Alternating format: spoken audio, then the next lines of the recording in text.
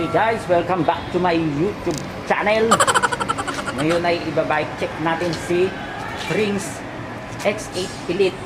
Bago kong laruan. Wow! Usahan natin muna sa kanyang mga decals at stickers.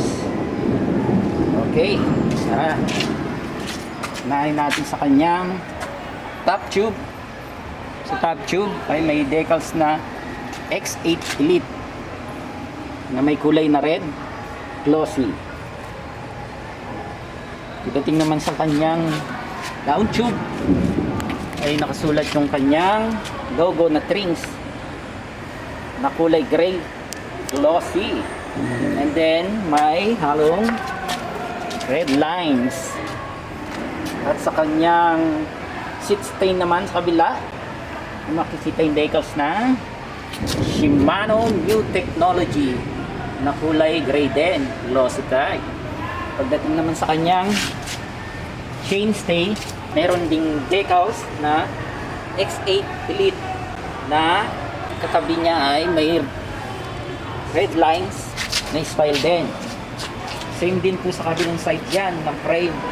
At dito sa kanyang head tube ay meron din na Trings na logo. Dito rin sa kanyang fork may Trings din.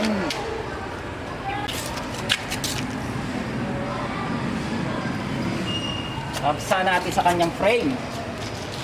Ang frame niya medium size, size 16.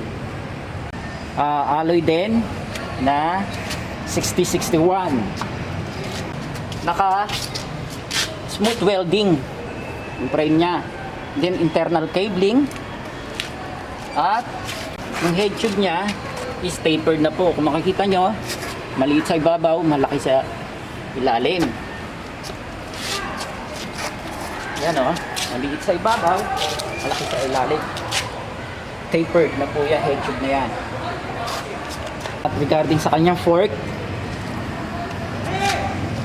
ang fork niya ay magnesium alloy, air suspension, remote lockout. Yan po. Dito po yung air niya, nilalagyan. At sa kabilang side, remote lockout. At nandito po yung kanyang lockout. Lock, unlock, lock, unlock. Stock po siya ng Trings na may suspension travel na 100 mm. Tsaka naka-reverse arc na rin po siya. Regarding naman sa kanyang post, head post, siya po ay naka-stock ng Trings at naka-silvering na rin. And then sa kanyang stem naman ay stock pa rin ng Trings na may sukat na 100 mm, naka-negative 17. At grade of alloy pa rin. Sa kanyang bar naman, handlebar, ay stock pa rin ng Trings na may sukat na 800 mm at made of alloy pa rin. Yan. Regarding naman sa kanyang handlebar grip, stock ng Trings. At rubberized na po. Rubberized po yan. At magkabilang dulo ay may lock na rin po yan. Made of alloy. And then sa kabilang side is made of plastic. The plastic. Sa kanyang brake naman, ang brake niya ay brand ng Shimano MT200 hydraulic brake. Yan, may Shimano nang nakalagay. At alis po yan, bandang Shimano hanggang clamp.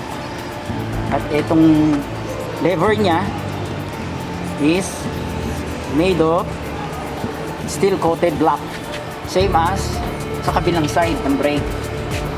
At yung cable nya rin po ay may nakatatak na rin na Shimano cable. Ito pa yun, Shimano.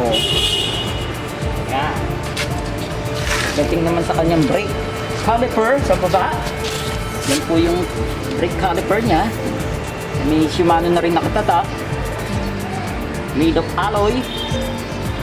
At kung makikita nyo, nakapasok na po siya, hindi po siya yung mga nakalabas. Yan na po mga latest na setup. Hindi nakasabit dito sa seat stay or dito sa chain stay. Nasa loob na po siya. Okay. Regarding naman sa kanyang rotor, disc, same as sa front wheel.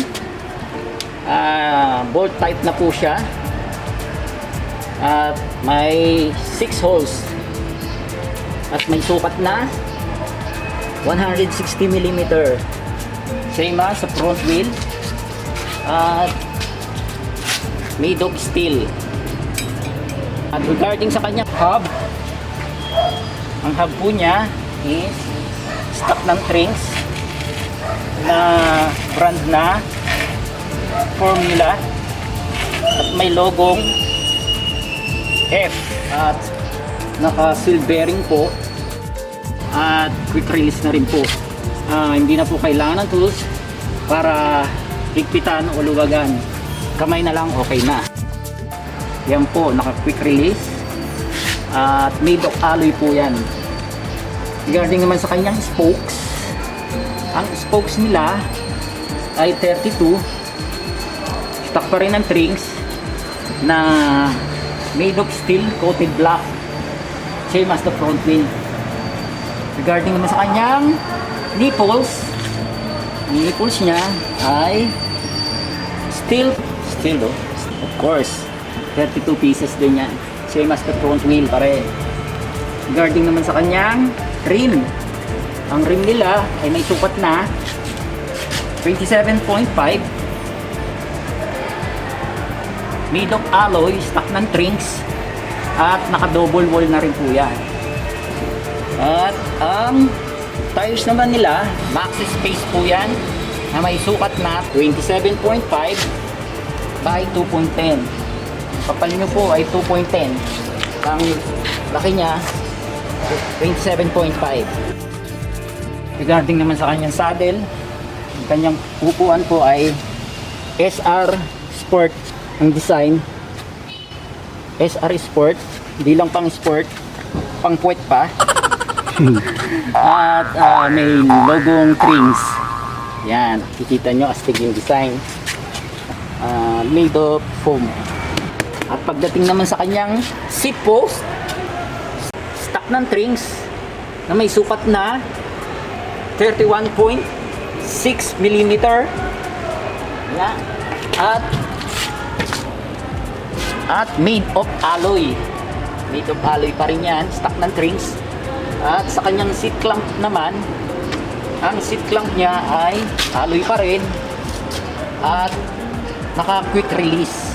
Quick release na rin po yan. Ayan. Quick release po yan. Yan. Drivetrain naman tayo. Sa drivetrain niya, na siya ay naka 1/11 speed. Lipat natin sa kabila para mas okay.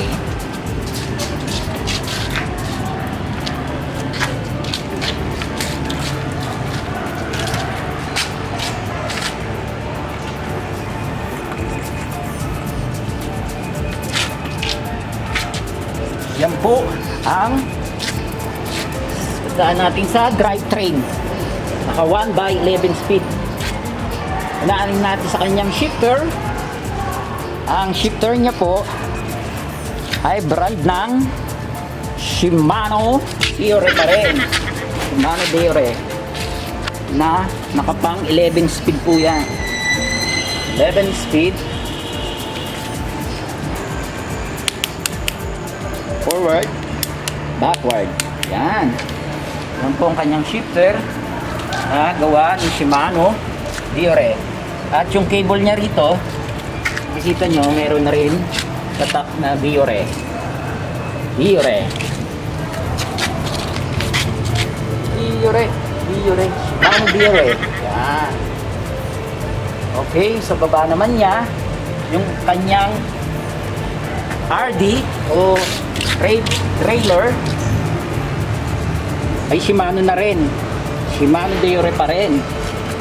Brand pa rin ng Shimano na naka 11 speed. Wow! Yan po yung bago na 11 speed na mayroon na ring clutch. Yung clutch na to para sa mga mahilig mag-trail o lundag-lundag para hindi maging maalog yung chain, nilalak na lang yan. Sikip, luwag. Yan po ang kainaman ng clutch. Wow! At made of alloy pa rin siya. Yan, Shimano Deore. And regarding naman sa kanyang cogs, ang cogs niya ay naka 11 speed. Cassette type na rin po yan. Cassette type yung cogs niya. Yung pinakamaliit na teeth niya, sprocket, ay may bilang na 11 teeth. 11 teeth.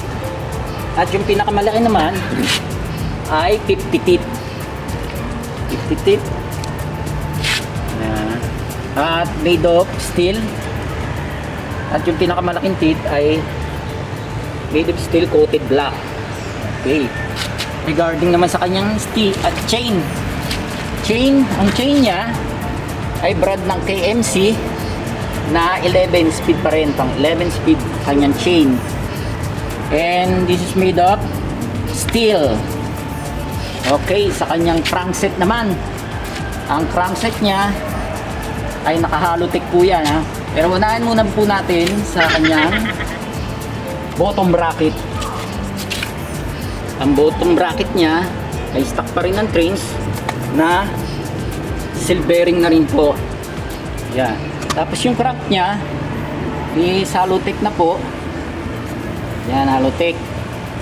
Para mas maganda, smooth na po ipedal yan. Wala na po, butas na po yan, oh.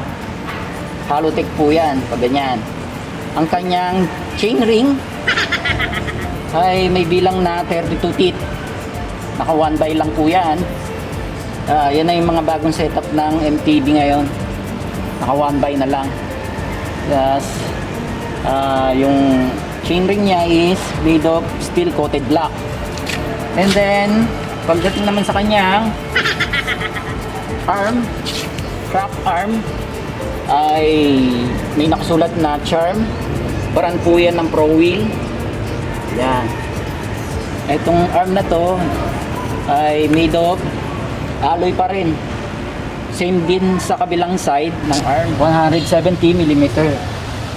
Final but not the least, dito na tayo sa kanyang pedals. Ang pedals niya is made of alloy, coated black, stock pa rin ng Trinx na may reflectorized na harap at sa likod, same as sa kabilang pedals.